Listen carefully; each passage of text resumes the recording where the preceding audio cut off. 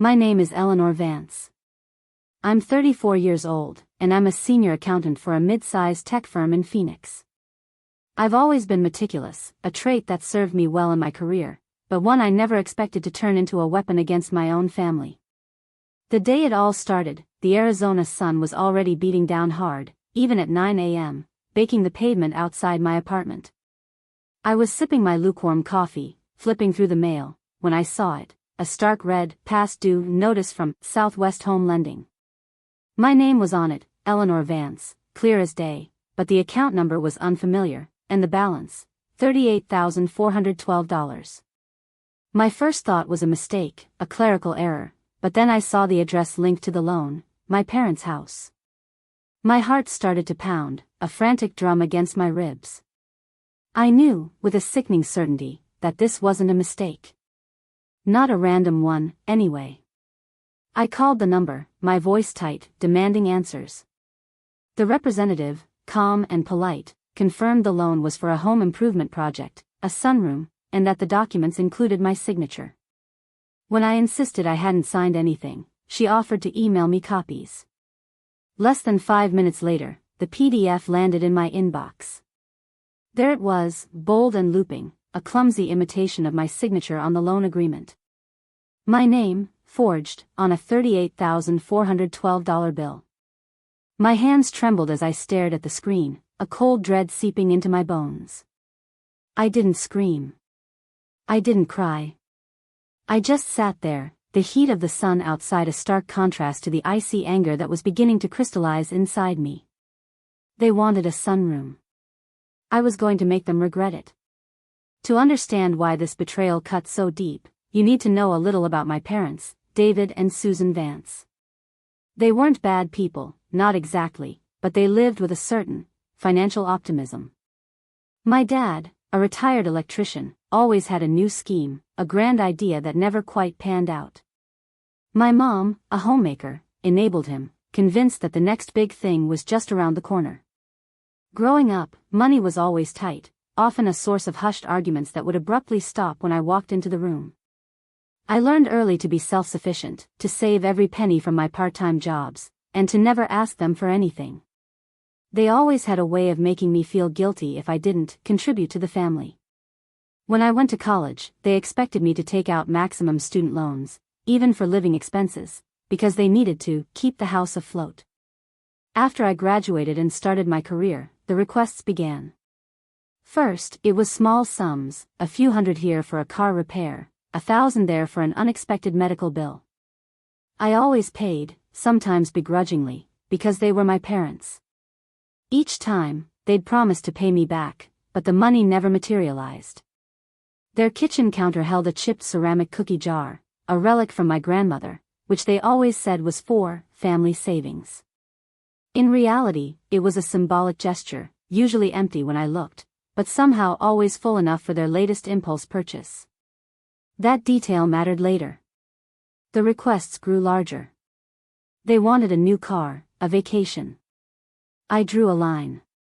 I can't keep bailing you out, I told them firmly after one particularly audacious request for a down payment on a new RV. I'm saving for my own future. They were hurt, of course, accusing me of being selfish, of forgetting where I came from. That was 2 years ago. I thought setting that boundary would be the worst of it. It wasn't. The forged loan documents from Southwest Home Lending were a shock, but not entirely out of character for their desperation. I looked closely at the signature on the PDF. It wasn't a perfect match to mine, but it wasn't wildly off either. Enough to pass a cursory glance, especially if the loan officer wasn't scrutinizing it too closely. The loan was dated 6 months prior. 6 months. They had been enjoying their new sunroom, a glass and aluminum addition on the back of their house, while I was unknowingly on the hook for nearly $40,000. My first call was to my best friend, Sarah, a paralegal. I explained everything, my voice still tight with suppressed rage. She listened patiently, then said, "Ellie, this is identity theft. You need to report it. To the police, to the lender, to the credit bureaus. You cannot, under any circumstances, pay that bill." Her words, though expected, still hit hard. Reporting my own parents to the police felt like an unimaginable step. But the alternative, accepting a $38,000 debt for a sunroom I didn't want and couldn't afford, was equally unthinkable. I drove over to their house that evening. The sunroom, gleaming under the setting sun, looked almost mocking. My dad was watering the lawn, my mom was inside, probably watching TV. The cookie jar was on the kitchen counter, as always, next to a stack of unopened mail. I walked in, the printouts of the loan document clutched in my hand. "We need to talk," I said, my voice flat. My mom turned from the TV, a smile on her face that quickly faded when she saw my expression.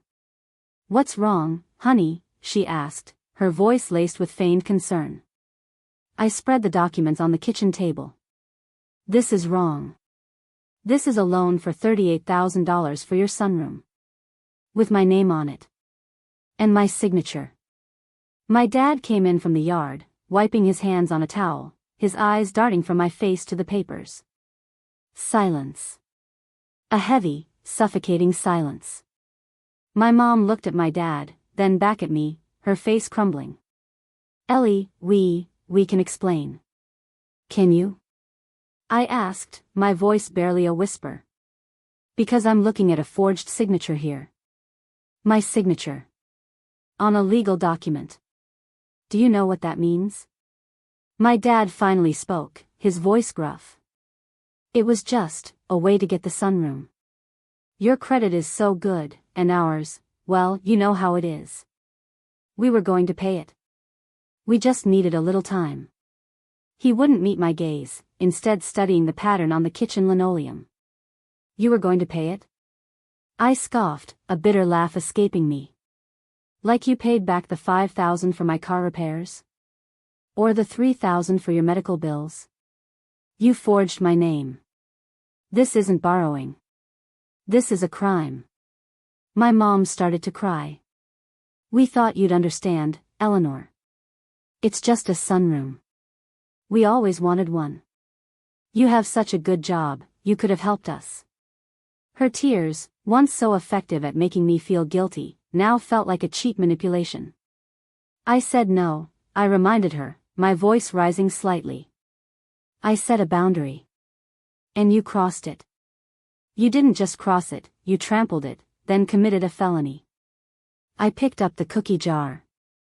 It felt lighter than usual, a hollow symbol of their empty promises. "This isn't about the sunroom. It's about trust. And you just shattered it." The conversation devolved into them pleading, then blaming me for being unreasonable, for making a mountain out of a molehill. My dad even tried to suggest I just pay it and they'd work something out with me. That was when the numbers stopped looking accidental. They fully expected me to take on their debt. I left their house that night feeling physically sick, but also with a strange sense of clarity. There was no going back. They had made their choice, and now I had to make mine. The next morning, I took Sarah's advice. I filed a police report for identity theft and forgery. It was one of the hardest things I've ever done, sitting in that sterile police station, explaining how my own parents had committed a crime against me. The officer, a kind but weary woman named Detective Miller, listened patiently, nodding as I recounted the details. She explained the process, the investigation, the potential consequences. It was serious. Next, I contacted Southwest Home Lending, providing them with the police report number and explaining the forgery. They were initially skeptical, but when I provided the police report and offered to submit a notarized affidavit stating my signature was forged, they began to take it seriously. They placed a temporary freeze on the account and assured me they would investigate internally. I also contacted all 3 major credit bureaus to place a fraud alert on my credit report. This was crucial to protect myself from any further attempts by my parents or anyone else. A week later, Detective Miller called me. She had visited my parents. They had initially denied everything, then confessed when confronted with the actual loan documents and the clear discrepancies in the signature compared to other documents with my real signature that the police had obtained. My parents, she explained, were now facing charges of identity theft and forgery. The lender was also pursuing them directly for the balance of the loan, as they had confirmed the forgery. My parents called me, a barrage of angry, tearful voicemails. My dad accused me of ruining their lives, of being a heartless daughter. My mom sobbed, begging me to drop the charges, to fix this. "Please, Eleanor, don't do this to us," she cried. "We'll lose everything. We'll have to sell the house."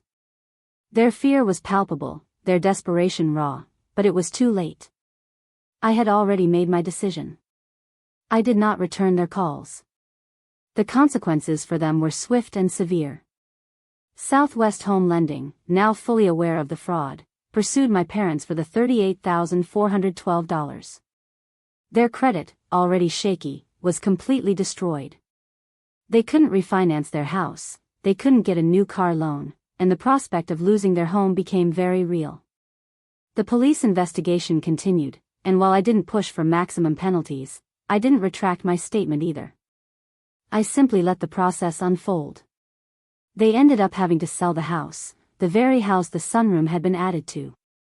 The sale barely covered the loan and other debts they had accumulated. They moved into a SMA. LL, rented apartment, a stark contrast to the comfortable home they had lived in for decades.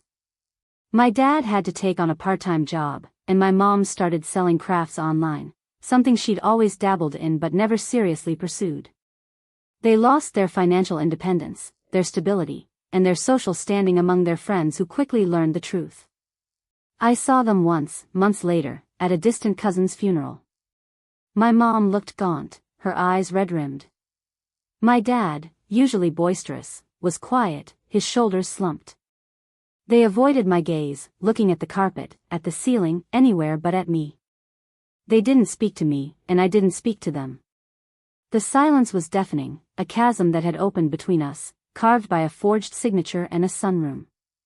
The last time I was at their old house before it sold, I noticed the cookie jar was gone from the kitchen counter. Maybe they packed it, maybe they threw it out. It didn't matter. The symbol of their empty promises and my quiet contributions was no longer there to mock me. They had made their choice, and they deeply regretted the consequences. I had made mine, and I was finally free.